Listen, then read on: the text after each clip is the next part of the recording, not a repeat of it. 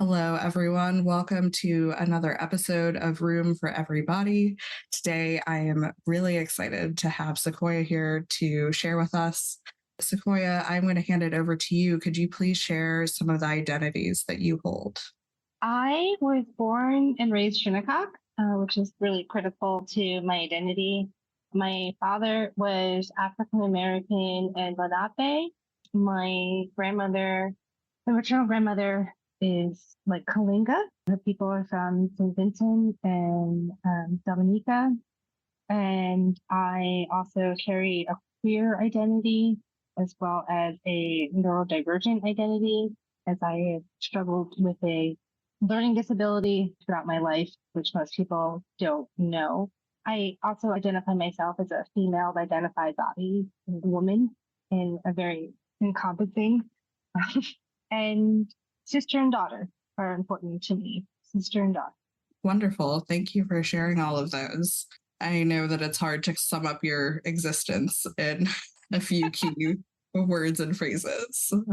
So I'm sure there's even more than that. How do some of those identities interact with the way that you experience the built environment?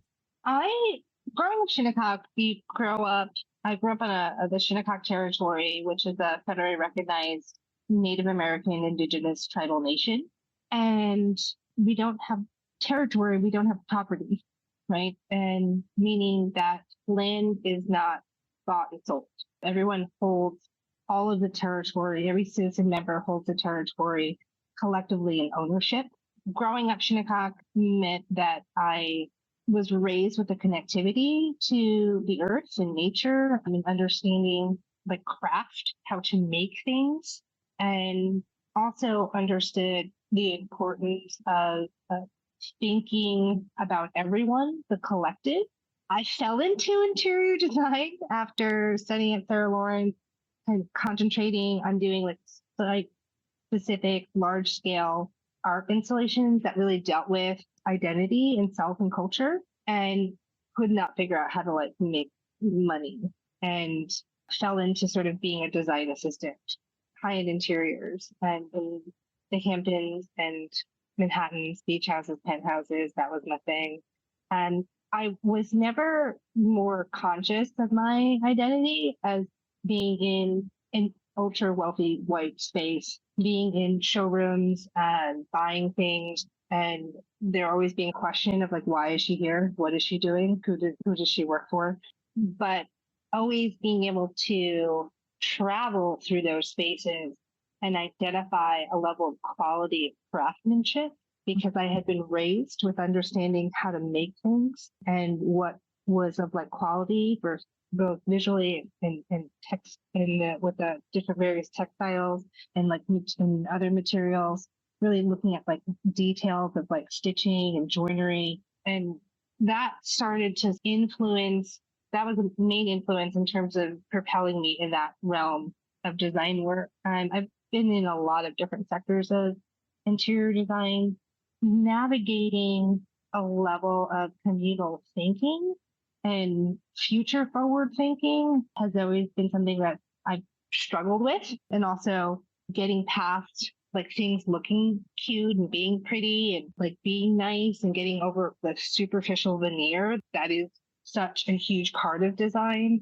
Even the way that we look through, engage in like magazines, there's always these photographs of these pristine interiors with no people, no pets, no kids, like no nothing. And it is like we fixate on this sort of one idea, even in how we like present, or students present now with like renderings and firms with renderings, where it's just like photo into the future, where it's just objects and stuff.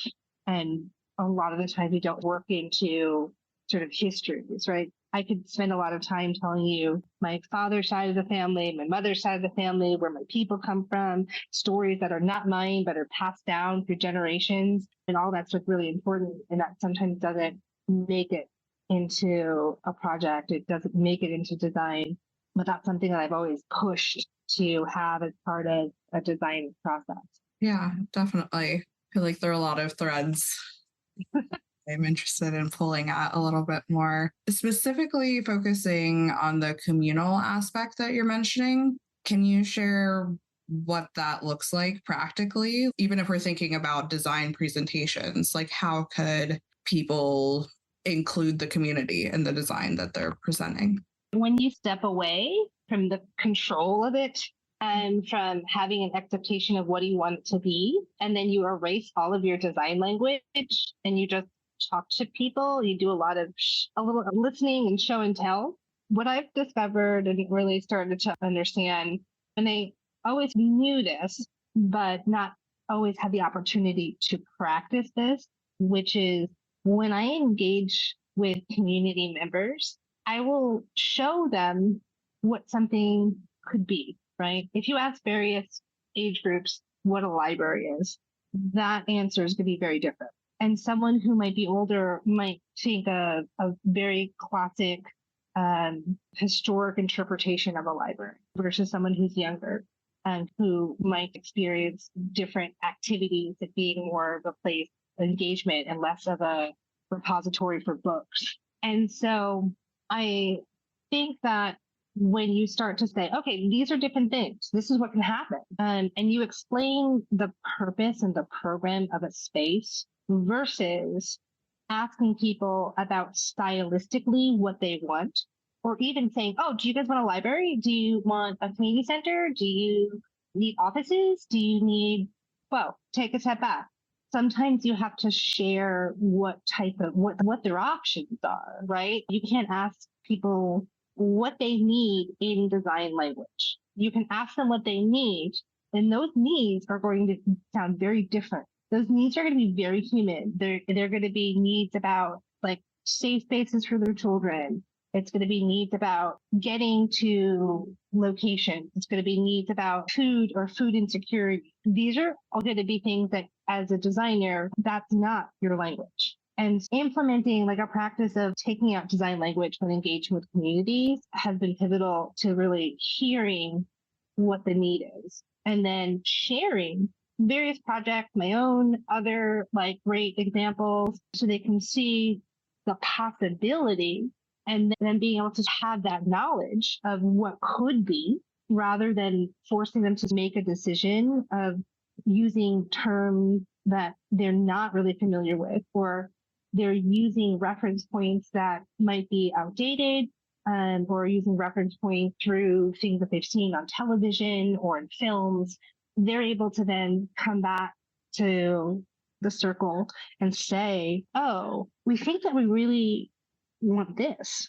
And I think we spend so much time in school and we spend so much time with each other talking about like styles or being mesmerized by like levels of finishes or looks good, right? I'm working with some architecture students now in a summer course, and they were picking out buildings. And really at the end of the day, most of them picked buildings because they were attracted to them. Had no thought to dig a little deeper about, so where is this building? Who do you think works there? Who do you think lives around there? Who comes to this building? What really does this building do? Is it programmed well? Any questions about accessibility? All of those sort of things that come into play that real people feel. Yeah, definitely. Thank you. I think that interior design started as this luxury service, like what you're describing with the beachfront properties and luxury condos.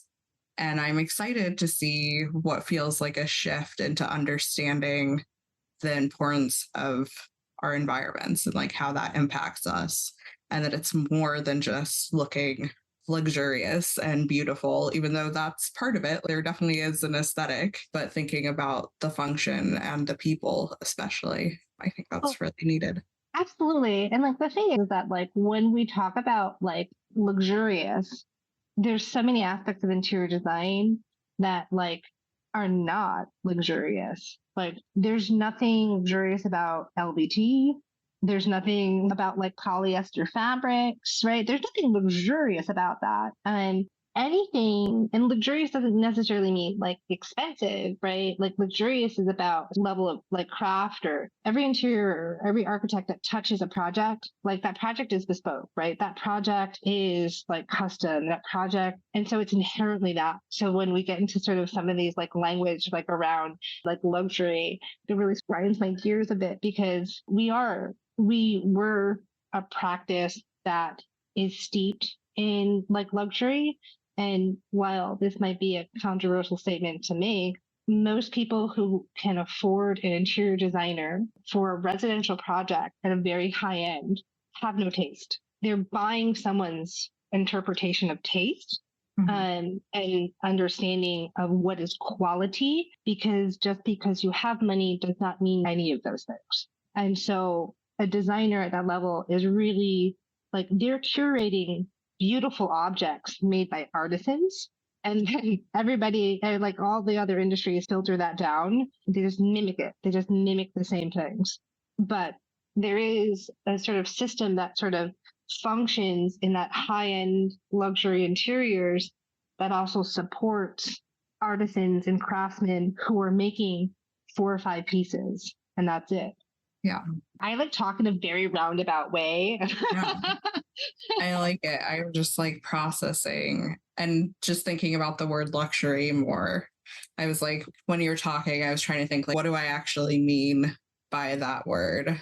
Well, because we're all getting like sold into it, right? We're getting like affordable luxury. Like it's like jumbo shrimp. It's an oxymoron. It does not make sense. Yeah. Like, you complimented my earrings when we saw each other today, and they're lovely. There's only one of these, right? There's only one set of these earrings that were made. There's certainly other colorways, but like part of, if you take the definition of luxury for the fashion industry, it's artisan craft and one of a kind. That sort of becomes the earmarks of what that means. Luxury is nothing that can ever be really mass produced. So if someone makes you something, that item is one of a kind. It's already a luxury to receive that. So we have to start to shift our brains and not thinking that luxury is attached to brand, or product type. If someone makes you a candle from their hands, right? There's only one of those. That's a luxury item. Yeah. That definitely makes sense. I think that part of my response to luxury, or not wanting to call it luxury, is feeling like it's inaccessible, like that luxury is tied to expense and just not available to the masses or like the average consumer. And so I think that's part of why I've always been like, it doesn't need to be luxury, like it needs to be for everybody. But I like how you're framing it and the customization of everything. But what you just said about it has to be for everybody, I totally agree. And then also struggle with that at the same time, because I also have a philosophy of, when it's for everyone, it's for no one. Mm-hmm. And let me take a step back. I'm not championing a level of disparity that industries force on people by classifying things as luxury, right? We're being sold this idea, this concept of luxury, and luxury having to be expensive. And so I'm with you 100%. Like, when we start to actually break down that term and not have it be connected to a price tag, but be connected to like the basic, like one of a kind artisan made, that then opens it up for so many interpretations, where if you make your own garment, like you have a luxury item. And that sort of helps reframing it, helps to make it feel, or brings it back down to like reality. Because we're constantly like in a system where it's like you want, and you see it, and it's devastating, especially sort of on my reservation, when like somebody is living in a trailer, but they're like driving a Benz, because they want to like project to the outside world like that they have this like wealth that they don't have, that they're riding in like luxury. And it's just like, we get attached to that being a status symbol. But it's just brands. We're just like all like fools to marketing. Yeah. It's interesting. Anybody listening to this who has received a handmade gift from me, that is luxury. That's That what is I'm absolutely 100%. 100%. You are an artisan and you are crafting one of a kind things for people. Yes, luxury. luxury items. Yes. I love it. Talk to us a little bit more about Harmony and Hue. Okay. So I soft launched Harmony and Hue after my departure with Return by Design. And it was so I could actually get a little bit more into community involvement. So Harmony and Hue is a design firm, interior design firm, but we really work from very early on. And it's really about cultivating community buy-in for projects that are affecting a neighborhood. And typically projects are happen, right? All of a sudden they happen. And not every neighborhood, not every community has a planning and zoning committee. And there are a lot of developers who are trying to have integrity and ethics in the work that they do. They're trying to preserve community. They're trying to structure communities for growth and stability. In order to do that, you really have to get community buy-in. While interiors comes in, it's so far down the line, the upfrontness of even understanding each sort of neighborhood, it can be block by block. One block can feel as though everybody knows each other because they do. You go down a block and there's people who've got plants out front of their houses and their stoops and people are out and kids are playing. You go to the next block and it's desolate. Everybody has their blinds closed. Nobody's talking to anybody, right? So it becomes a combination of sort of door knocking, getting people engaged about what developers trying to bring to their neighborhood so that they feel included in the conversation very early on. Some of these people, it's a multifamily project. These are potentially people who are going to rent one of these new apartments. Also working with some community groups who are expanding their physical locations, but it's really all about starting out in that community and conversation, as well as really paying attention to that community makeup. Most of them are Black and brown, but understanding sort of the depth of that, because that's another great but problematic umbrella term, and understanding sort of the specificity of the heritage of that community's makeup, because I truly believe there is an inheritance that Black and brown people are not allowed to collect in interior spaces. And that's our tactile. That's the history of our craft, and it's the history of our fabrics, our weaving techniques. That's something that we seem to not be able to have in our spaces, our expressions in color. And that's once I get to the interiors, and that's what I really dig into, is bringing that to light. We have these heirlooms, beautiful sort of patterning technique and symbolism in our design. They vary from the specificities of our Latino and indigenous and tribal cultures that have come here. We have these legacies that need to be expressed in interior spaces. And that is through the layering of these textiles and the layering of these materials and colors that speak to that, right? And then you start to have these children who grow up in that, right?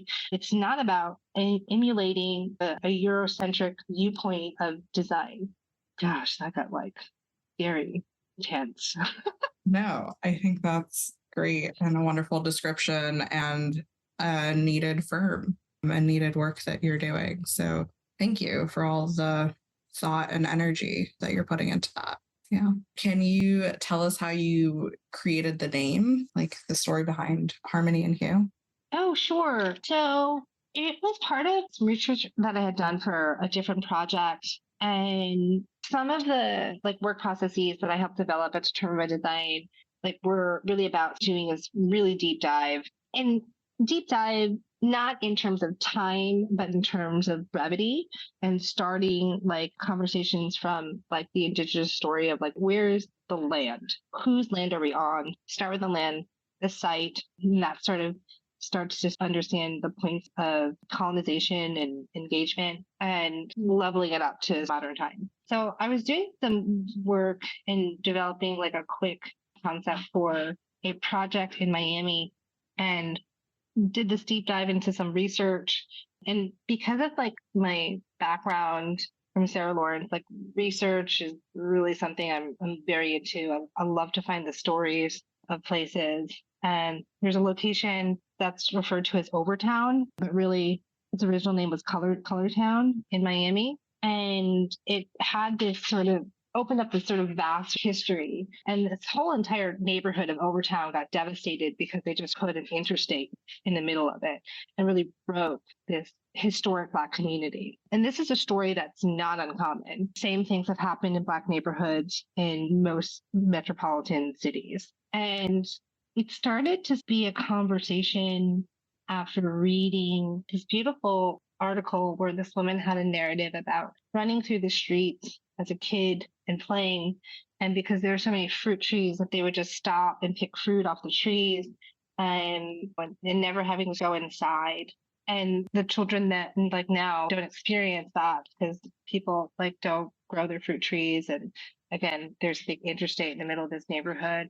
And I also reflected on my own upbringing and like history of like craft and like always understanding that I have all of this design information that never actually gets acknowledged. And things are changing now, especially in academia, because I also teach at Drexel University. But that's where I got the name of really understanding that like I carry this like history of my tribe and my nation and the histories, all of my ancestors, all my relations, and are encompassed in who I am. And I have to respect that as things that I've inherited. Those are my heirlooms. That's my inheritance. Especially cultures who did not have to validate their existence by having it written down, that the oral tradition is equally important. And we sometimes misinterpret like heirlooms as being like monetary physical objects of value. And my heirlooms are not. So like harmony in hue is just really about setting that balance and creating that harmony. And hue being so broad and also the double play in terms of like color. And then when we talk about sort of people, what are we supposed to say now? People of the global majority, right? To us, the people of the global majority in our hues, our physical sort of hues. And as a woman of color, we'll also use that sort of broad spectrum term.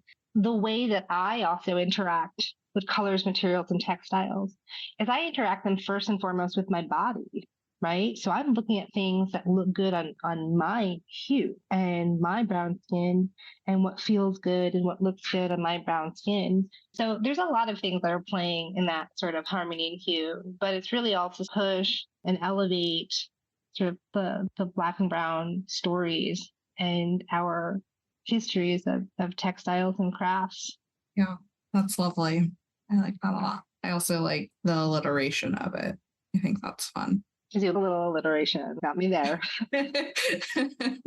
Great. One other question that I had for you, is there anybody that you're currently learning from, either like a close mentor or admiring from afar? Okay. You know what? I'm learning actually. I have a couple, right? I'm learning from the folks over at Seven Group, and I'm learning sort of business structures from the folks at Seven Group, and also like learning a lot from some of their initial founders. And that is a group that deals with energy and like lead. They do a lot of like lead reviews, but one of their founders, John Becker, he was really pivotal in green architecture, he's been trying to retire.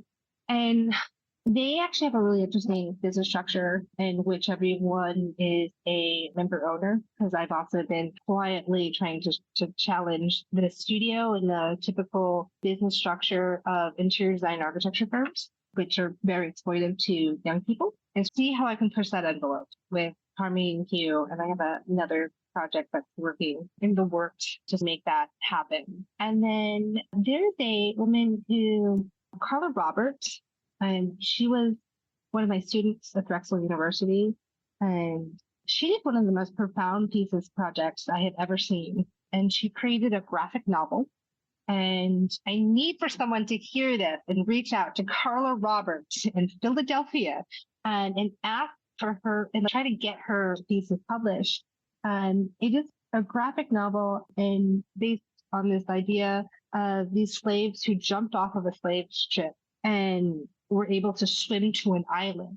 This is then the culture that they developed. And this is what their interiors look like. And the level, the Afrofuturism that she teaches an elective class about Afrofuturism and design, she's just a brilliant mind. Just a brilliant mind. And I'm always in awe and inspired by how she's thinking, what she's working on, how she's processing like design work. And I'm all for like voices who are pushing the doors wide open and keeping them open for students to learn non-Western design and have more non-Western narratives in design. It's not fun. Design is everywhere. Like craft is everywhere.